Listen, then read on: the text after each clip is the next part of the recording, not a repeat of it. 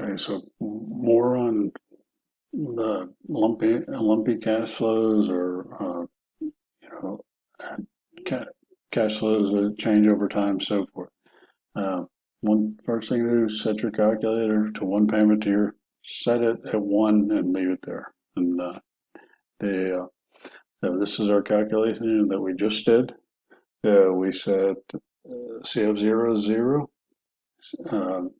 C01 actually on the TI is 200, C02 is 400, C03 is 600, C04 is 800.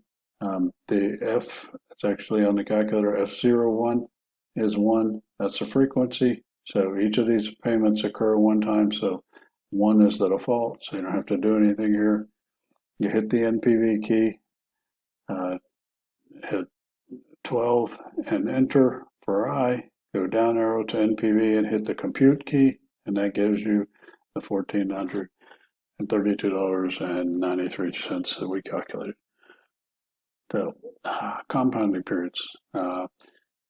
The compounding an investment for M times a year for T years provides this future value of wealth. So, if we use this formula, so, thought we'd explain that. So this is no different than the other formula that we were using, but M is the number of compounding periods. So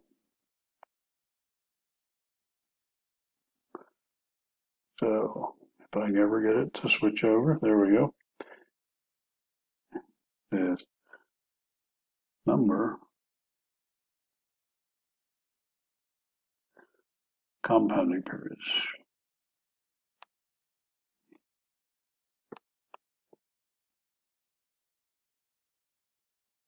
Had well, talk about the second. So the monthly, not surprisingly, 12, semi-annually, the is 2, quarterly is 4, daily is 365. So the depending on the type of compounding, or if this was a monthly, the M would be equal to 12.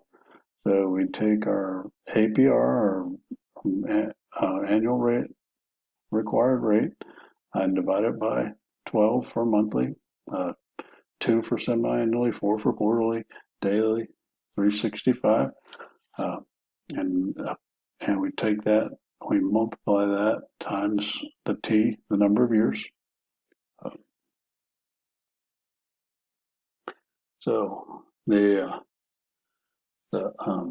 for example, if you invest $50 for 3 years at 12% compounding semi-annually, your investment will grow the following.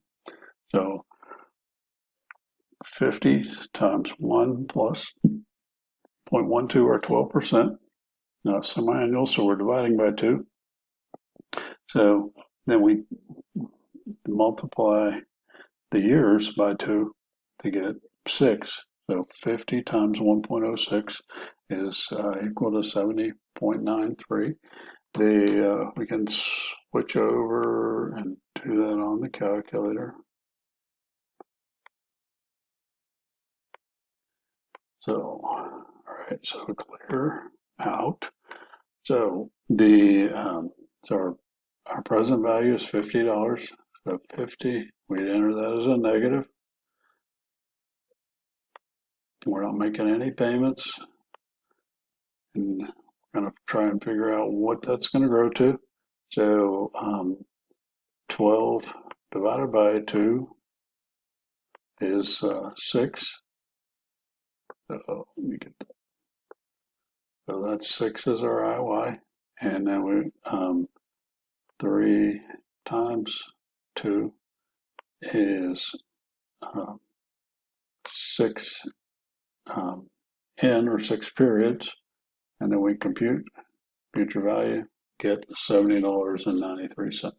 So again, either way is acceptable. You can use the calculator or use formulas, whatever is preferable to you. Next, we're going to talk about effective annual rates.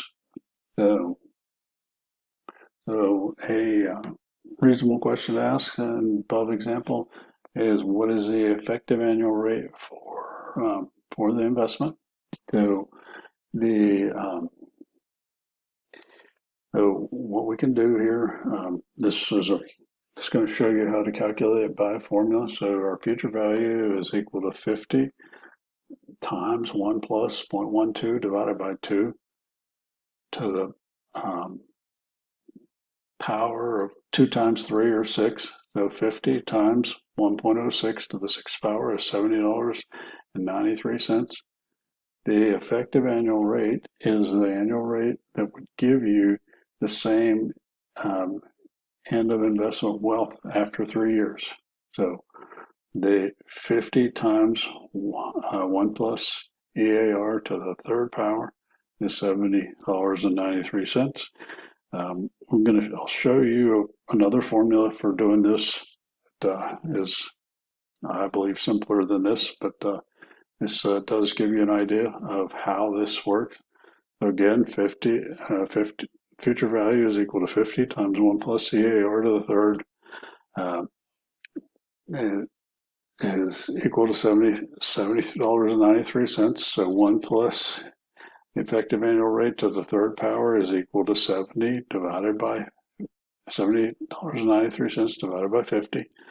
So we're going to take the 1/3 root of this to get rid of the cube. So we have one that gives us 1 plus EAR is equal to 70 divided by 93 to the 1/3 power, or the cube root of that. Now we'll subtract 1 to get rid of this 1, and we get the EAR is equal to 0.1236 or 12.36%.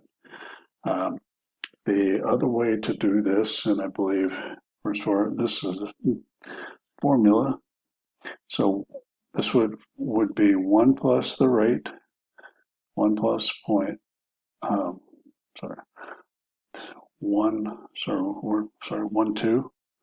So it's let's start over. So, all right, EAR is equal to 1 plus the rate, 0.12. In this case, we're talking about semi-annual compounding. And then to the 2nd power, subtract 1, and that will give us 0.1236. There's also a calculator function that we'll talk about here in a second. So investing at 12.36% compounded annually is the same as invested at 12% compounded semi-annually. You should always pay attention to compounding periods when you're investing and when you're borrowing. Greater number of compounding periods is preferable when you're investing. It is less preferable when you're borrowing because you're going to pay more interest.